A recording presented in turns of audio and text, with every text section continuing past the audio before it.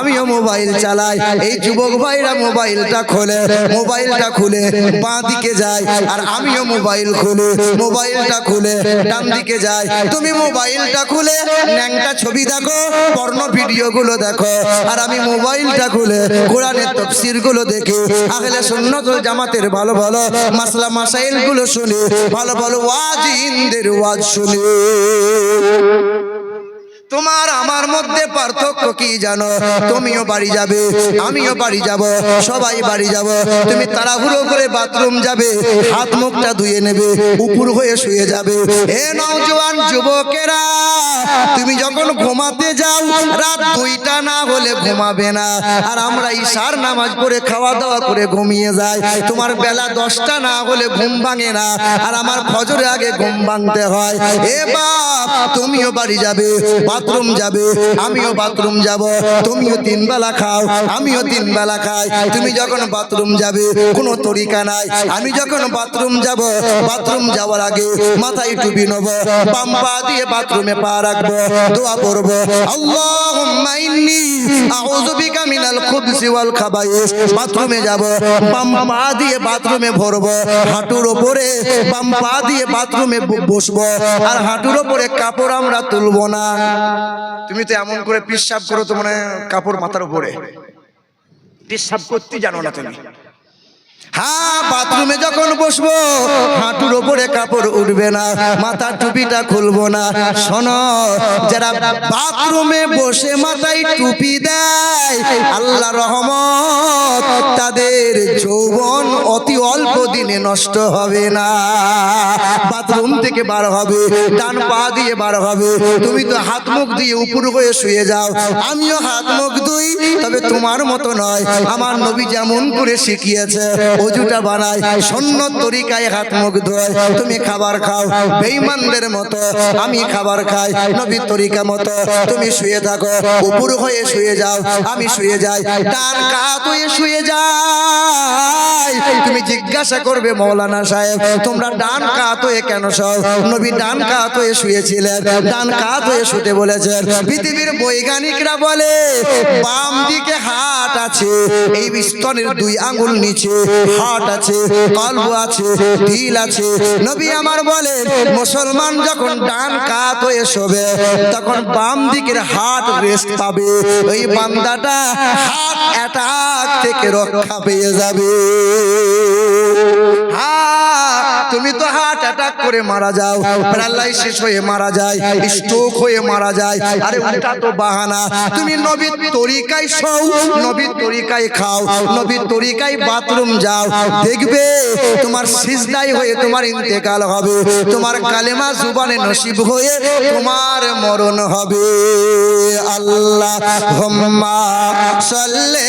সোনার টুকরো বন্ধুরা আমার, শুধু মানুষেরা, পৃথিবীর জমিনে একটাই মাত্র মহাবৈজ্ঞানিক, জর্জ বার্নার্ড শ বলেন, I believe if a man like the great scientist or prophet সাল্লাল্লাহু আলাইহি ওয়াসাল্লাম or trust on the dictators of a modern world, he will succeed in solving this problem in a that will bring smart peace and happiness. আমি George Bernard Shaw বলি, পৃথিবীর জমিনে বৈজ্ঞানিকের বৈজ্ঞানিক যিনি, তিনি হলেন হাবিবে কিবরিয়া জানাবে মুহাম্মদুর রাসূলুল্লাহ। আমি বিশ্বাস করি মুহাম্মদ যদি পৃথিবীর জমিনে একবার এই সময় কদমটা রেখে দিতেন, পৃথিবীতে আর অশান্তি বলে কিছু থাকতো না। আপনি চিন্তা করেছেন একবারও নবীজির মতো মহাবৈজ্ঞানিক পৃথিবীর জমিন আর হবে? আপনি একবার চিন্তা করেছেন মুসলমানরা ডান কাত হয়ে শোয়? দয়ার রাসূল বলেছেন, তোমরা বাড়িতে কুত্তা পুষিও না, কুকুর বাড়িতে তোমরা পুষিও না, তোমরা বিড়াল পালন করো। দয়ার রাসূল সাল্লাল্লাহু আলাইহি ওয়াসাল্লাম তিনি নিজে বিড়াল পছন্দ করতেন, বিড়াল পছন্দ করতেন। নবী বলেছেন কুকুর পুষিও না, তবে কুকুর পাহারাদার হিসাবে যদি কুকুরকে পোষা হয় সে তার মাসলা আলাদা, কিন্তু রাসূলুল্লাহ কুকুর পুষতে নিষেধ করেছেন। কারণ কুকুর একবার যদি চেটে দেয় 7 বার ধোয়া লাগবে। কুকুরের জিহ্বায় এমন জীবাণু আছে। নবীজির এক সাহাবী ছিল, তার নাম ছিল বিড়ালের বাপ। কি নাম? তাকে আরবিতে কি বলা হয়? সাহাবীর নাম কি গো? আবু নবীজির সামনে দাঁড়িয়েছেন, বলেছেন ও বিড়ালের বাপ। সাহাবীর কোল থেকে বিড়ালটা লাফিয়ে নবীর কোলে পৌঁছে গেছে। আল্লাহ রাসূল এই দেখেন, নবী আমার বলেন যে একজন মহিলাকে আমি দেখলাম, পতিতালয়ের দেহ ব্যবসা করা মহিলা, ওই মহিলা জান্নাতি। কিন্তু একজন মহিলাকে দেখলাম, যে মহিলা আমি দেখলাম জাহান্নামের আগুনে জ্বলছে। তার বিড়ালকে খেতে দেয় নাই, বিড়ালকে পড়তে দেয় নাই, অসুস্থ হয়ে বিড়ালটা মারা গেছে, সে জাহান্নামে। সবার তো জানা কথা, পতিতালয়ের দেহ ব্যবসায়ী মহিলা রাস্তা দিয়ে যায়, কুকুর হাঁপাচ্ছে, পাশে কুয়া দেখতে পেয়ে পায়ের মোজাটা খুলেছে, ওড়না করে মোজাটাকে বেঁধেছে, কুয়ার মধ্যে পায়ের মোজা বেঁধে ঢেলে মোজাই করে পানি তুলেছে, কুকুরের মুখে ঢেলে ঢেলে দিয়েছে। অসুস্থ কুকুরটা সুস্থ হয়ে চলে গেছে। আল্লাহ রাসূল মুচকি হেসে বলেছেন, ওই মহিলা ঈমানদার ছিল, গুনাহগার ছিল, অত্যন্ত পাপ করেছিল, কিন্তু একটা কর্মকে আল্লাহ এমন করে কবুল করে নিয়েছে যে কর্মের কারণে আল্লাহ তারে জান্নাত দান করেছে। কিন্তু একজন মহিলা নামাজি ছিল, হিজাব পরা ছিল, বোরকা পরা মহিলা ছিল। হ্যাঁ, নামাজি মহিলা, যে মহিলার ঘরে একটা বিড়াল থাকতো, কষ্ট দিত, দিন রাত ঝাঁটাই করে মারতো, লাঠি করে মারতো, খেতে পড়তে দিত না। বিড়ালটা মারা গেছে। নবী বলছেন ওই বিড়ালটাকে মারার জন্য, মৃত্যু হয়ে যাওয়ার জন্য, ওই বিড়ালকে কষ্ট দেওয়ার জন্য নামাজি মহিলা জাহান্নামে, জাহান্নামে। আপনি দেখবেন সমাজের মহিলাদের কয়েকটা স্বভাব আছে, বড্ড খারাপ স্বভাব। মহিলারা দেখবেন স্বামীর কখনো শুকরিয়া আদায় করে না। আপনি যত ভালো পোশাক দেন, যত ভালো খাবার আপনি দেন, আপনার নাম কোনোদিন করবে না, শুধু কথাই কথাই বাপের নাম। শখ করে মালদাহা থেকে একটা শাড়ি নিয়ে গেছি বউয়ের জন্য, শখ করে নিয়ে গেছি। তা বউ বলছে, তুমি কি শাড়ি এনেছ? আমার বাপ না যে শাড়ি দিয়েছে না, জানো কি শাড়ি? তো বাপেরটা পরগা যা। কথাই কথাই শুধু বাপের নাম। 2 কেজি ওজনের কাতলা মাছ বউ আমার খাবে। তা বউ বলছে, তুমি কাতলা মাছ খাওয়ালে, আমার বাপ 4 কেজি ওজনের কাতলা মাছ খাইয়েছে। মানে কোনোদিন শুনলাম না যে তুমি আমার জন্য কি না করলে। স্বামীর নাম কখনো করে। তবে বাপ আপনাদের বলে দিয়ে যায়, সংসারে যদি শান্তি আনতে চান, বিবেদের 3টে কথা কোনোদিন বলবেন না। কটা কথা? 3টে। এটা মনে রাখবেন। সংসার করছেন বটে, কোনোদিন বিবির সামনে বলবেন না যে অমুক দেখতে ভালো বা অমুকের রান্না ভালো। বুঝতে পারছেন? আপনি বাড়ি গেলেন, কালকে আপনার ভাবির সামনে, মানে আপনার বউয়ের সামনে আপনি বলছেন, জানো আজকে আমার ভাবিটা রান্না না সাংঘাতিক রান্না। ব্যাস, আর কিচ্ছু বলা লাগবে না। আপনার বউ ফুঁপিয়ে ফুঁপিয়ে কাঁদবে, কিচ্ছু বলবে না। উপর মহলে ফোন লাগিয়ে দেবে, ওর মাকে ফোন করে বলবে, জানো মা, আমি বলছিলাম তুমি বিশ্বাস করছিলে না মা, তোমার জামাই ফেঁসে গেছে। কিছুই নাই, শুধু বলেছেন রান্না ভালো, ও বলবে ফেঁসে গেছে। কথা বুঝতে পারছেন? 2 নম্বর, আপনার পকেটে মানে ব্যাংকের কথা কখনো সহজে বলিয়েন না, তাহলে দেখবেন ঘরের ম্যানেজারই ওই করবে। 3 নম্বর, আপনার জীবনে যদি পার্সোনাল কিছু ঘটনা ঘটে থাকে, যতই আদর দিক, কোনোদিন ভুল করে যেন বলে ফেলবেন না। ও কথাই কথাই ফোঁটা দেবে, কলজে কানা করে ফেলে দেবে আপনাকে। না ভুল বলছি বোধহয়, সব ভুক্তভোগী। কি বলছেন? এ বাবাজিরা, ভাইরা আমার, মহিলাদের আর একটা স্বভাব, ওরা যেমন স্বামীর শুকরিয়া আদায় করতে পারে না, ঠিক দেখবেন পরের কখনো ভালোটা সহ্য করতে পারে না। একই বাড়িতে 2 ভাই সুখে বাস করে, এই 2 বউ যখন এসেছে ভিন্ন আলাদা, কিছু করার নাই। ছেলে চাই বাপকে খেতে দেবো, কিন্তু বউ চাই না। কি বলছেন?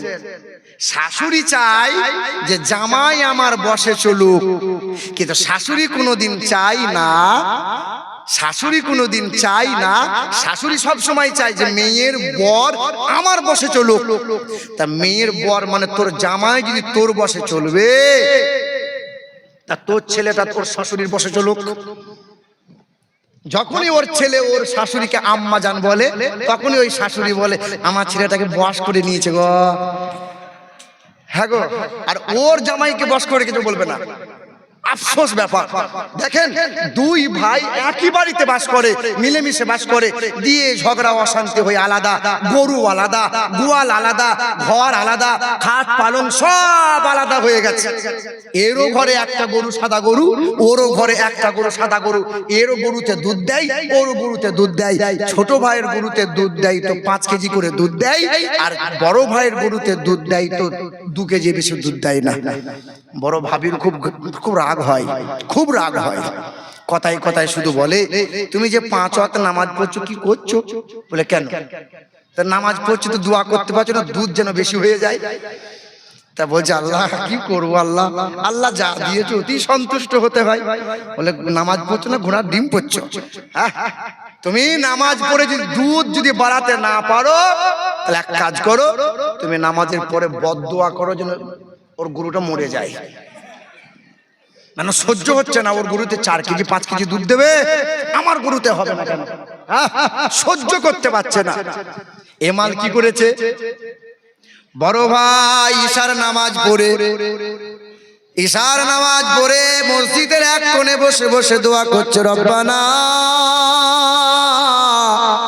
বিবির জ্বলনে বাড়ি যাওয়া যায় না, আল্লাহ তুমি যাহা মঙ্গল মনে করো তাই করো আল্লাহ।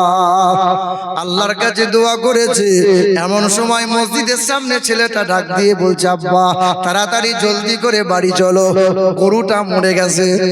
এই মাল খুশিতে আধখানা, আমার দোয়া তাইলে কবুল হয়ে গেছে, আমি তাহলে আল্লাহর ওলি হয়ে গেলাম।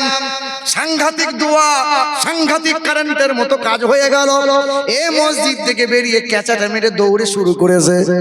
আর বউ তখন মুড়ো ঝাঁটা নিয়ে দরজার সামনে দাঁড়িয়ে, চুলাওটা আই সাপে খাকো আই। বলে কি হলো?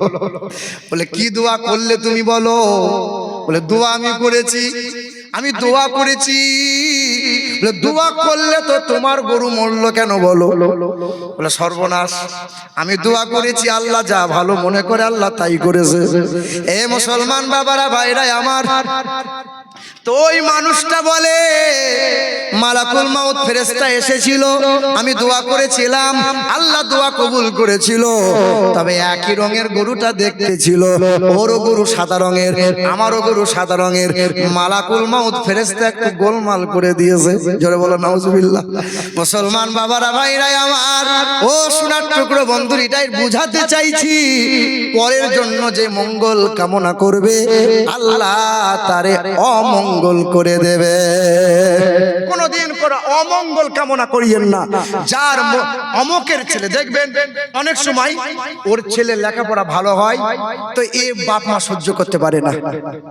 ওর মুরগিগুলো আমার ঘরে মাঝে মধ্যে আসে, তো ঝাঁটা ঠেকো মাথায় বাদ করে না, বলে কি বলে না বলো? আরে পরের জিনিসকে ভালোবাসো, পরের ছেলেকে ভালোবাসো, আল্লাহ তোমার ছেলের মঙ্গল দেবে। বলো সুবহানাল্লাহ। মুসলমান বাবারা ভাইরা আমার, ও সোনার টুকরো বন্ধুরা আমার, সুধী মানুষেরা, পৃথিবীর জমিনে বৈজ্ঞানিকের বৈজ্ঞানিক নবী মুহাম্মদ রাসূলুল্লাহ, আল্লাহ রাসূল বলেছেন, তোমরা ব্যাং মারিও না, ব্যাং মারিও না। ব্যাং সবচেয়ে বেশি আল্লাহর জিকির করে, ব্যাং তোমরা মারিও না। যে বাড়িতে ব্যাং থাকে, ঘরের ভিতরে যদি ব্যাং থাকে, খাটের তলায় যদি ব্যাঙে আশ্রয় নেয়, অলিতে গলিতে যদি ব্যাং থেকে যায়, ব্যাংটাকে তাড়িয়ে দিও না, ব্যাংটাকে মেরে সরিয়ে দিও না। যতদিন ব্যাং থাকবে, ওই ব্যাঙের যে পেশাব অ্যাসিডের চাইতে বেশি কাজ করে। ওই ব্যাঙের পেশাবের দুর্গন্ধে বিষধর সাপ কখনো ওই অলিতে গলিতে পাঁজরে কখনো আসতে পারে না। হ্যাঁ, দয়ার রাসূল আমার বলেন, ব্যাং মারিও না।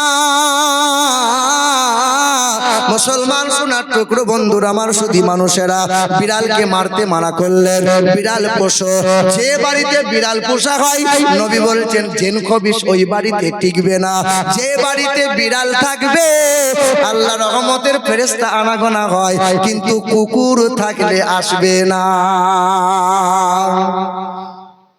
ও মায়েরা বোনেরা, ও আমার সোনার টুকরো বন্ধুরা, আমার সুধী মানুষেরা, আব্বাজান ভাইজানেরা, আমেরিকা দেশের বিখ্যাত একটা লেখকের নাম বলে যায়। ওই লেখকটার নাম হলো ডক্টর মাইকেল এইচ হার্ট। তিনি একটা বই লিখে গেলেন, বইটার নাম হলো দ্য 100, মানে 100টা মানুষের জীবনী লিপিবদ্ধ করলেন, 100টা মনি ঋষির জীবনী দিয়ে বইটার নাম দিলেন দ্য 100। বিশ্বের মাটিতে প্রচার হয়ে গেল, স্বর্ণ পদক তিনি জিতে নিলেন। সাংবাদিকরা প্রশ্ন করেছিল, স্যার আপনি যে বই লিখেছেন 100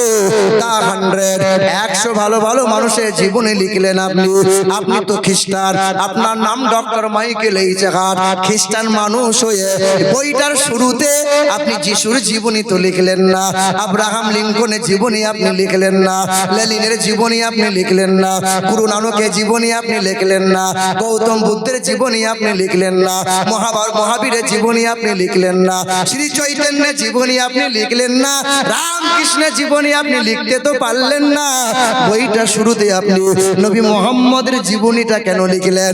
ওই সময় ডক্টর মাইকেল এইচ হার্ট বলেছিল, হে জগৎবাসী জেনে নাও, জেনে নাও, আমি খ্রিস্টান ধর্মের মানুষ হয়ে জানিয়ে দিয়ে যাই, হ্যাঁ পৃথিবীর জমিনে অনেক মনি ঋষির আবির্ভাব হয়েছে, পৃথিবীর জমিনে অনেক নামি দামি মানুষ পৃথিবীতে এসেছে, কিন্তু নবী মুহাম্মদ রাসূলুল্লাহর মতো এমন মহামানব পৃথিবীর জমিনে দুইটা নাই, যিনি জীবনে কখনো কোনো মানব অথবা দানবের সাথে দুর্ব্যবহার করেন নাই, যিনি জীবনে কখনো কোনো পশু পক্ষীর সঙ্গে দুর্ব্যবহার করেন নাই, যিনি জীবনে কখনো কোনো বিনা কারণে গাছের ফল ফুল পাতা ছেড়েন নাই, তিনি হায়াতে 63 সাল জাগিরে জিন্দেগিতে কখনো কোনোদিন একটাও মিথ্যা কথা বলেন নাই।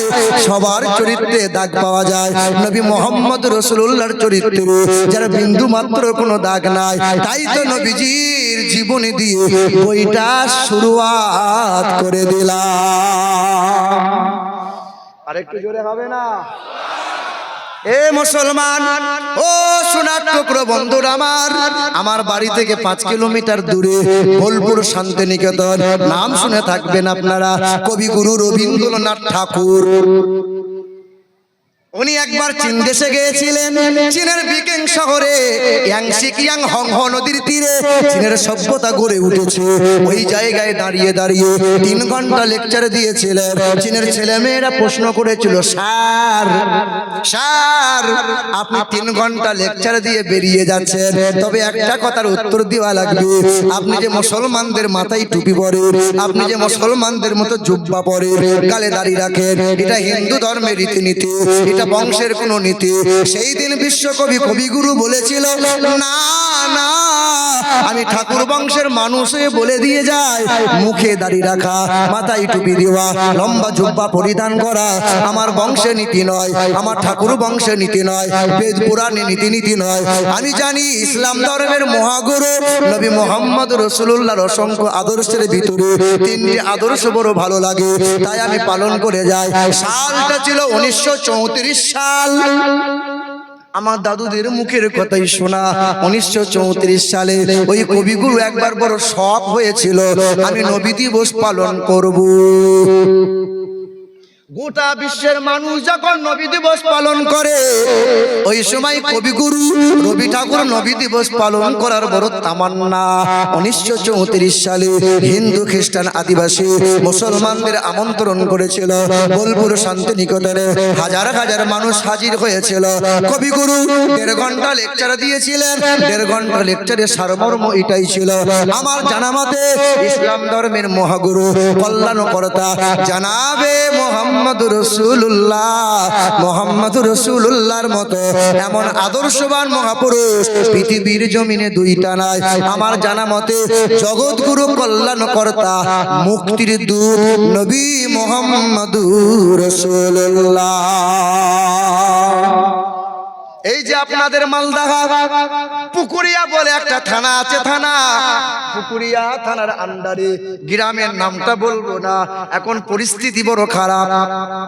ওই পুকুরিয়া থানার আন্ডারে 2-2.5 বছর আগের একটা ঘটনা বলে দিয়ে যায়। হঠাৎ করে একটা যুবক ফোন দিল, যুবক তোমার নাম কি? বলে আমার নাম রমেশ ব্যানার্জি, বাড়ি কোথায়? পুকুরিয়া। গ্রামের নাম কি? অমুক গ্রাম। কি করো? বলে আমার বাবা বামুন, আমিও বামুন হয়েছি, দুর্গা পূজা অর্চনা করে করে বেড়াই। তবে হুজুর আপনার ওয়াজগুলো আমি শুনি, আমার বড় ভালো লাগে, আমি আপনার সাথে মোলাকাত করতে চাই। সেই দিন আল্লাহর দরবারে দোয়া করেছিলাম, আল্লাহ তুমি বামুনের ছেলেকে মালিক তুমি কবুল করে নাও, হিদায়াতের রাস্তা দেখিয়ে দাও, তার কালেমা কপালে নসিব করে দাও। শোনো মুসলমান, তুমিও মুসলমান, আমিও মুসলমান।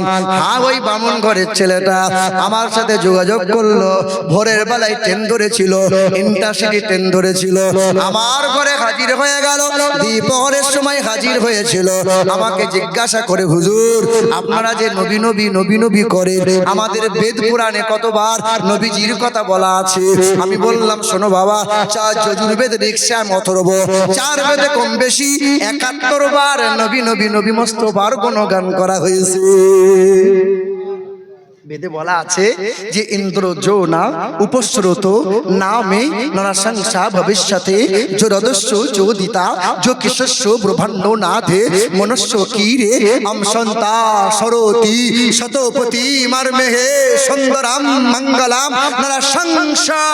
পৃথিবীর জমিনে কল্যাণ কর্তা আসবেন তিনি, চেহারা হবে চাঁদি দিয়ে মোড়ানো, যার চেহারা দিয়ে সুগন্ধি বার হবে তার নাম হবে নরসংসা, যার বাংলা করলে হবে প্রশংসিত, আরবি করলে হবে মুহাম্মাদুর রাসূলুল্লাহ। ওই বামুন ঘরের ছেলে আমাকে প্রশ্ন করে, হুজুর নবীজির চরিত্রের কথা একটু বলেন।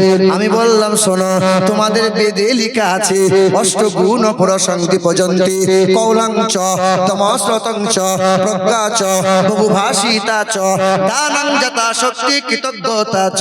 পৃথিবীতে আসবেন তিনি কল্যাণকর্তা, জগৎগুরু হয়ে। তিনি জীবনে কোনোদিন মিথ্যা কথা বলবেন না, কখনো আমানতের খেয়ানত করবেন না। তিনি 1 নম্বরে লজ্জাশীল ব্যক্তি হবে, তিনি মিষ্টভাষী হবেন, তিনি অল্পভাষী হবেন, কোনদিন কাউকে কষ্ট দেবেন না। হ্যাঁ, নবী মুহাম্মদুর রাসূলুল্লাহর চরিত্রের কথা বলা আছে। আপনি দেখেন, নবীজি পৃথিবীর জমিনে সবচেয়ে লজ্জাশীল ব্যক্তি আমার রাসূলুল্লাহ। মানে নবীজির মতো লজ্জাশীল ব্যক্তি পৃথিবীতে আর 2 জন হবে। একজন কুমারী মহিলার যেমন লজ্জা, তার চাইতে অধিকতর লজ্জাশীল ছিলেন আমার রাসূলুল্লাহ। এখন তো লজ্জা শরম সব গেছে। বলেন, আপনি ভাবছেন আমি নামাজ পড়ি, আমি হজ করে এসেছি, আমি পাপ করব না, আপনাকে ছাড়বে? মালদা বাজারে যান, ওই এমন প্যান্ট পরবে, এমন গেঞ্জি পরবে যে উঁচু নিচু দেখা যাবে, ভেতরকার সব কিছু মাল বোঝা যাবে, আর বুক ঠাড়ো করে চলবে। দেখ দেখ, আপনি দেখতে চাইছেন না। না না, ভুল বলি নাই আপনাকে, আমি ভুল বলি নাই, বিশ্বাস করেন। ওই হিন্দুদের দেখে দেখে, ওই আদিবাসীদের দেখে দেখে, ওই নাস্তিকদের দেখে দেখে এই মহিলাগুলো শয়তান হয়ে গেছে। আরে শয়তান কোথায়? কোথায় শয়তান? জীবন ভর শুধু বলে আউযু বিল্লাহি মিনাশ শাইতানির রাজিম। শয়তান কোথায়? ওই যে শয়তান, ওই যে শয়তানি রূপ ধারণ করে, মানুষ হয়ে শয়তানি চেহারা রূপ ধারণ করে ও টুকটুক করে যাচ্ছে আর মানুষকে পাপ কাজ করাতে যাচ্ছে। জলসায় যখন আসছিলাম, মনে হচ্ছে, কি বলবো আপনাকে, মনে হচ্ছে কলজে ফাটিয়ে দেবে, বুকে ঠাস মেরে এরকম। আর যুবক ছেলেগুলো শুধু এরকম করছে, নম্বরটা দে, একবার দে নম্বরটা, শুধু সুযোগ নিচ্ছে। আপনি যান রাস্তায় দেখেন, এখনো ইয়ং ছেলেগুলো শুধু পাক মারছে, একবার আসছে একবার যাচ্ছে। কি করে সুযোগ পাওয়া যায়? আর কিছু কিছু মেয়ে ছেলেগুলো আছে বেহায়া, বেলজ্জা, বেশরম, হায়া নাই, লজ্জা নাই, শরম নাই, তার বাপ মা নাই, মরে গেছে তো বাপ মা। ওই শোনো, পৃথিবীর জমিনে সবচেয়ে লজ্জাশীল ব্যক্তি ছিলেন আমার রাসূলুল্লাহ। আজকে আপনি বলেন, আপনার গ্রামে যখন বিয়ে শাদী হয়, বিয়ের আগের দিন গায়ে হলুদ হয় কি হয় না? বলেন, এই যে গায়ে হলুদটা কে দেয়? বাপ মা দিয়ে দেয় না নিজে নিজে মাখে? কে গো? ভাবি দেয়, ভাবি। লজ্জা আছে, শরম আছে? ইমাম সাহেবকে জিজ্ঞাসা করবে, একজন বাড়ির মহিলা ভাবিকে সবচেয়ে বেশি পর্দা লজ্জাশীল হতে হয়, ওই দেওর থেকে সাবধান হওয়া লাগে। ওটা যে হারাম কাজ, ওটা যে হারাম কাজ। আমাদের সমাজের মুফতি সাহেবরা শুধু কাফের কাফের কাফের কাফের, শুধু বেঈমান বেঈমান কাফের, শুধু ফতোয়া দিতে ভালো পারে। দিন দিন সমাজ যে কুলুষিত হচ্ছে এটা পারে না। আহলে সুন্নাত ওয়াল জামাতের কিছু মুফতি সাহেব আছে, ওরা সব সময় এই যে ইউটিউবে ছাড়বে তোমরা, কিছু কিছু মুফতি সাহেব আছে, সমাজে একটা বক্তা যদি ভাইরাল হতে চায় তাকে হতে দেবে না। কি করে ছাঁটা যায়, কি করে ছোট করা যায়, এই চেষ্টাই শুধু চালাচ্ছে। হ্যাঁ, মালদহ ডিস্ট্রিক্টের একজন গায়ে মাংস নাই, যোগ্য ব্যক্তি, বাপ যোগ্য আলেম, সন্তান যোগ্য একজন আলেম, মালদহ ডিস্ট্রিক্টে অন্যায়ের বিরুদ্ধে কথা বলার মতো বাপের বেটা। হ্যাঁ হ্যাঁ, মুসলমান সোনার টুকরো বন্ধুরা আমার, সুধী মানুষেরা, এদের গলাকে দাবিয়ে দেওয়ার জন্য এক শ্রেণীর মানুষ উঠে পড়ে লেগেছে। শুনে থাকবেন, আমার নামে একটা ভিডিও খুব ভাইরাল চলছে যে আমিরুল ইসলাম জলসায় দাওয়াত নিয়ে জলসায় আসে নাই। তো এক বক্তা, আমি তো অত দুর্বল নয়, আমি তো অত বুকা মাথা মোটা নয় যে আমার জাত ভাইয়ের নামে আমি বদনাম দেবো। আমারই জাত ভাই, আমারই একজন মাথার তাজ, শিক্ষক সমতুল্য, সে আমার নাম করে বলছে অমুক বক্তা দাওয়াত নিয়ে যদি না আসে চরমতম ভুল করেছে। আমিরুল ইসলামের বক্তা শোনা যাবে না, তাকে জলসায় নেওয়া যাবে না, তার বক্তব্য শোনা যাবে না, হারাম অমুক তমুক ইত্যাদি বহু কিছু। হাজার হাজার মানুষ আমাকে হুজুর ভিডিও দেখেন কি অবস্থা। আচ্ছা আলহামদুলিল্লাহ। আরে বদনাম তার হয় যার নাম আছে। কার হয়? যার বদনাম তার হয় যার নাম আছে। হ্যাঁ, একবার সেই মুফতি সাহেব আমার নাম করার আগে জানতে চাইলো না যে আমিরুল ইসলাম তুমি এই লক্ষ্মীপুরের জলসায় এলে না কেন, কি কারণে এলে না? আচ্ছা বলেন, আমার ইমাম সাহেব আগের এই বছরে জালসা করে খুশি হয়ে গেছে, যে কমিটি লোক ইমাম সাহেবকে বলছে হুজুরকে দাওয়াত দিয়ে দেন। আমাকে দাওয়াত দিয়ে দিল, যে গোটা বছরে খবর নাই, ফোন নাই, যোগাযোগ নাই, আমার নামে হ্যান্ডবিল, আমার নামে প্রচার, যে জলসার 6 দিন আগে বলছে জলসা আসছেন তো। মানে গোটা বছর ছেলে কোথায় ভাই? হ্যাঁ গো, গোটা বছরে খবর নাই, সালা মরলো না বাঁচলো। হ্যাঁ, বলছে জলসায় আপনার হ্যান্ডবিল ছাপিয়ে দিয়েছি, আসবে না, মানে যদি না আসো তোমার নামে ই করে দেবো। লজ্জা নাই, শরম নাই, হায়া নাই। একজন মুফতি আমার নামে অভিযোগ করে, নাম করে করে, অথচ মুফতি সাহেব জিজ্ঞাসা করে না আমিরুল ইসলাম কি এমন অসুবিধা হলো, তুমি আসলে না কেন বাপ? দুই মুখের কথা শুনে ফাইসালা দিতে হয়। রাসূলুল্লাহর দরবারে মুসলমান ইহুদি দুইজন গিয়েছিল তলোয়ার নিয়ে। তাই ইহুদি বলছে তলোয়ারটা আমার, মুসলমান বলছে তলোয়ারটা আমার। নবীজি দুই মুখের কথা শুনে বলছে, এই মুসলমান, তলোয়ারটা ইহুদির হাতে তুলে দাও। ইহুদির হাতে তুলে দেওয়ার পরে মুসলমান বলেছিল নবীর বিচার মানি না, নবী আমার পক্ষে কথা বললো না। মুনাফিক ছিল, মুনাফিক ছিল যে নবীর ফায়সালা মানে না।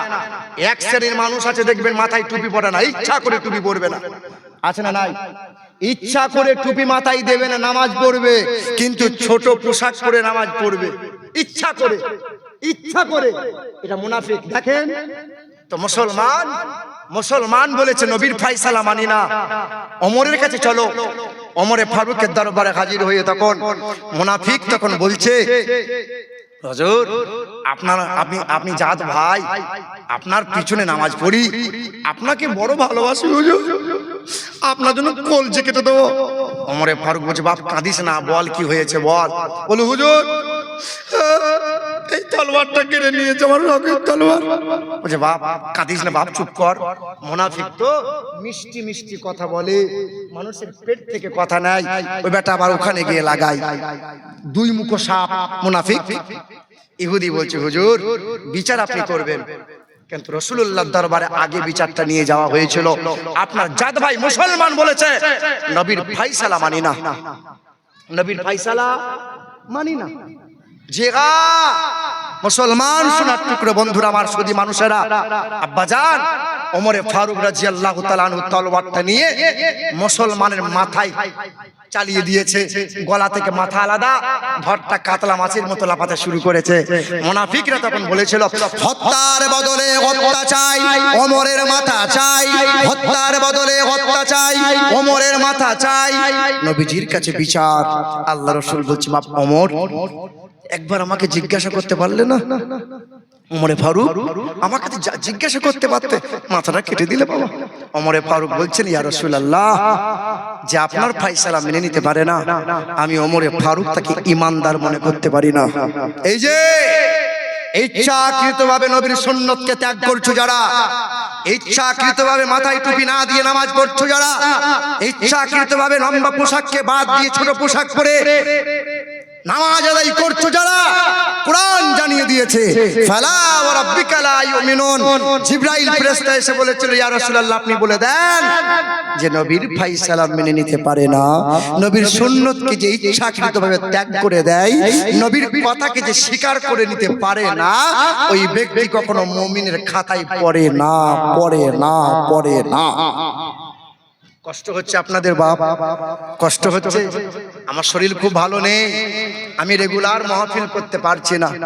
বিশ্বাস করেন, আমার এত পরিমাণে চাপ, আমি যদি মাহফিল নিই তোমার 365 দিনে বোধহয় 380টা জলসা আমার প্রোগ্রাম করতে পারবো আমি, কিন্তু আর সম্ভব নেই। আমার অল্প বয়স, অত্যন্ত শারীরিক দিক দিয়ে আমি জীর্ণ শীর্ণ হয়ে গেছি। হ্যাঁ, আমার জন্য দোয়া করবেন। আমি আসার আগে প্রচন্ড জ্বর এসেছিল শরীরে। এক ভাইকে বললাম যে ভাই একটু ওষুধের ব্যবস্থা করেন, প্যারাসিটামল খেয়ে তারপরে স্টেজে এসেছি। মুসলমান সোনার টুকরো বন্ধুরা, সব মানুষ বোঝে না, সবাই জানতে চায় না, সবাই বোঝে না, সবাইকে বললেও কষ্ট তারা বুঝতে চায় না। বলেন আমার সোনার টুকরো বন্ধুরা, আমার সুধী মানুষেরা, আব্বাজান, ভাইজানেরা, পৃথিবীর জমিনে সবচেয়ে বৈজ্ঞানিকের বৈজ্ঞানিক যিনি, মহাবৈজ্ঞানিক তিনি, হাবিবে কিবরিয়া নবী মুহাম্মদ রাসূলুল্লাহ সাল্লাল্লাহু আলাইহি ওয়াসাল্লাম, নবীজির মুহাব্বতে ঝুমি ঝুমি আরেকবার দরুদ শরীফ পড়ি, আল্লাহুম্মা সাল্লি। পৃথিবীর জমিনে যত মুনি ঋষি এসেছে সবাই নবী মুহাম্মদ রাসূলুল্লাহর গুণগান করে গেছে। মহাত্মা গান্ধী বেঁচে নাই, মহাত্মা গান্ধী মারা গেছে। মারা যাওয়ার 16 দিন আগে তিনি একটা চিঠি লিখে দিয়ে গেলেন। আজও চিঠিটা ব্রিটিশ মিউজিয়ামে রাখা আছে। হ্যাঁ, ভারতে অসংখ্য ইতিহাস চেপে দেওয়া হয়েছে। ওই মহাত্মা গান্ধী বলে দিয়ে গেছে, পৃথিবীর জমিনে